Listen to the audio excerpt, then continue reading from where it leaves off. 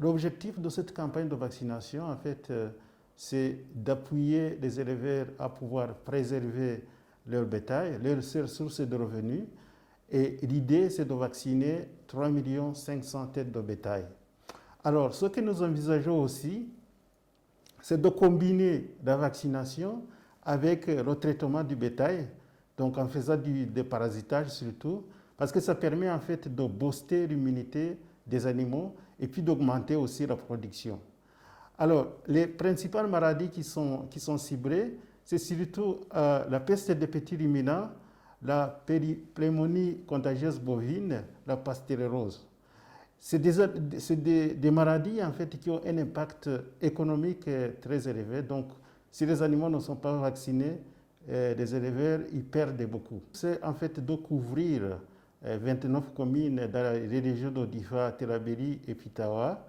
Et au total, il y aura à peu près 392 000 éleveurs qui seront concernés par cette campagne de vaccination. Nous travaillons beaucoup avec le ministère de l'Élevage, donc à haut niveau avec la direction générale des services vétérinaires ainsi que même le ministre. Il y a un protocole d'accord qui a été signé. Et après ce protocole d'accord, au niveau des régions, il y a eu beaucoup de discussions de la planification avec les directeurs des services vétérinaires. Et puis, au niveau aussi départemental et commune, on travaille aussi avec les autorités, les représentants des éleveurs, ainsi que, bien évidemment, les éleveurs eux-mêmes. Donc, et puis, il y a aussi la Croix-Rouge nigérienne qui est aussi impliquée au niveau du suivi, etc. Effectivement, c'est des zones qui sont confrontées à la volatilité de la situation sécuritaire. Donc les éleveurs, ils sont parfois bloqués, ils ne peuvent pas bouger d'un endroit à l'autre. Et cela, en fait, augmente leur vulnérabilité.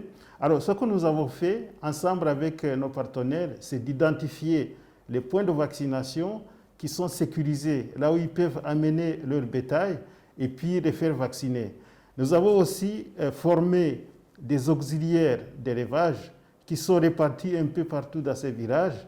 Et ces auxiliaires, ils vaccinent en fait les animaux, donc ça évite aussi que les éleveurs puissent se déplacer dans des endroits qui ne sont pas sécurisés.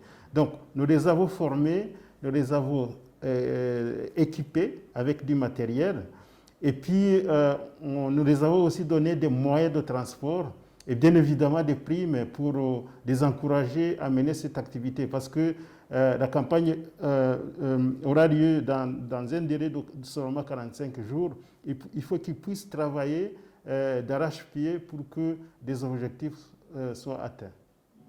L'année dernière, nous avons vacciné à peu près 2 900 000 têtes de bétail. Et cet objectif a été atteint à cause surtout, comme je viens de le dire, à cause de ces auxiliaires qui sont répartis un peu dans les villages et qui sont parfois inaccessibles. Voilà. Effectivement, l'année dernière, c'était un peu spécial parce que il y avait l'insécurité qui régnait un peu partout. Il y avait aussi l'effet Covid qui faisait en sorte que les éleveurs ne pouvaient pas passer d'un endroit à un autre. Mais on a su trouver en fait des solutions à ça. Depuis 2019, nous avons entamé un processus de ce qu'on appelle la diversification des activités. Donc avant, ces populations, ils dépendaient seulement de l'assistance alimentaire. Et maintenant, en discutant avec les autorités locales, avec des réfugiés et même des déplacés, on s'est mis d'accord qu'il fallait trouver une autre forme de les appuyer pour qu'ils puissent se prendre en charge. Donc on a déjà commencé. Nous savons que c'est un long chemin parce qu'il y a l'insécurité qui est toujours là, mais les gens ils parviennent quand même à s'adapter. Et c'est très positif. À Terabéry, nous travaillons beaucoup plus dans la région de Dessa, vers Tondikwindi, Banibangu et puis Firengue. Là où l'année dernière, nous avons beaucoup assisté aussi les déplacés de ces zones avec d'autres urgences d'assistance. Et pour cette année, nous allons les appuyer dans des activités de résilience pour que ceux qui ont les moyens, ceux qui ont la capacité, puissent se prendre en charge.